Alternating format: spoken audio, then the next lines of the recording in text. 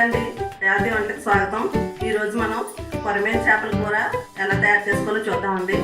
శుభ్రం చేసి పెట్టుకున్న చేప ముక్కలు, ఉల్లిపాయ ముక్కలు, అలాగే చిన్న టమాటా కూడా కట్ చేసి పెట్టుకోవాలండి. పచ్చిమిరపకాయలు ఒక 5-6 పచ్చిమిరపకాయలు ఇలా కట్ చేసి పెట్టుకోవాలి. అలాగే మసాలాకి కొంచెం దాల్చిన చెక్క, ఒక 2 యాలక్కాయలు, ఒక 5-6 లవంగాలు, ఒక స్పూన్ జీలకర్ర, ఒక స్పూన్ గసగసాలు, 4-5 రేకల ఎల్లుల్లిపాయలు, కొంచెం అల్లం ముక్క కూడా పేస్ట్ చేసి పెట్టుకోవాలండి. కొత్తిమీర, కరివేపాకు. ముందుగా మనం స్టవ్ వెలిగించుకుని ప్యాన్ పెట్టుకుని కూరకు సరిపడగా ఆయిల్ వేసుకుందామండి. ఆయిల్ వేడెక్కిన తర్వాత ముందుగా మనం ఉల్లిపాయ ముక్కలు వేసుకుందామండి.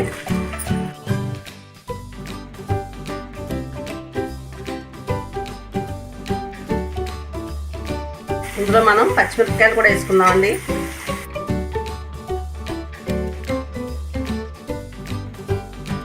టమాటా ముక్కలు కూడా వేసుకుందామండి. కరివేపాకు కూడా వేసుకుందాం.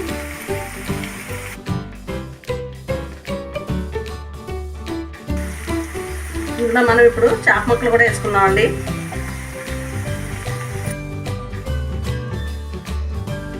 కొంచెం పసుపు వేసుకుందామండి. సరిపడగా సాల్ట్ వేసుకుందాం.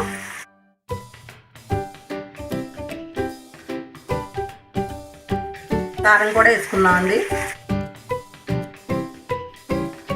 కలుపుకుందామండి. కలిపితే ఇడిపోతాయని ఇలా కలుపుకోవాలండి. ఇందులో మనం ఇప్పుడు వాటర్ పోసుకుందామండి.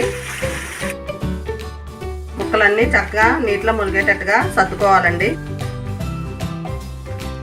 ఇందులో మనం నూరు పెట్టుకున్న మసాలా కూడా వేసుకుందామండి. మూత పెట్టుకుని ఒక 10 నిమిషాలు ఉడకబెట్టుకుందామండి.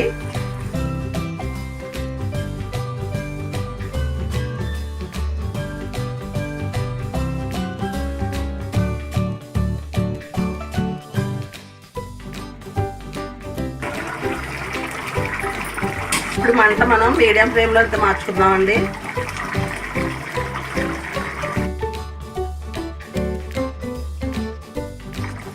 కొత్తిమీర కూడా వేసుకుందామండి.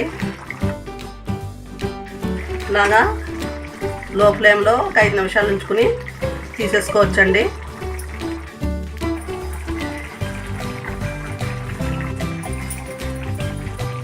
మనకి గ్రేవీ ఇలా ఉండగానే దింపేసుకోవాలండి. తర్వాత చల్లారిన తర్వాత చిక్కబడిపోతుంది. మనం స్టవ్ ఆఫ్ చేసుకుందాం. ఇవి జాగ్రత్తగా తీసుకోవాలండి, సర్వింగ్ బౌల్లోకి ఇడిపోకుండా.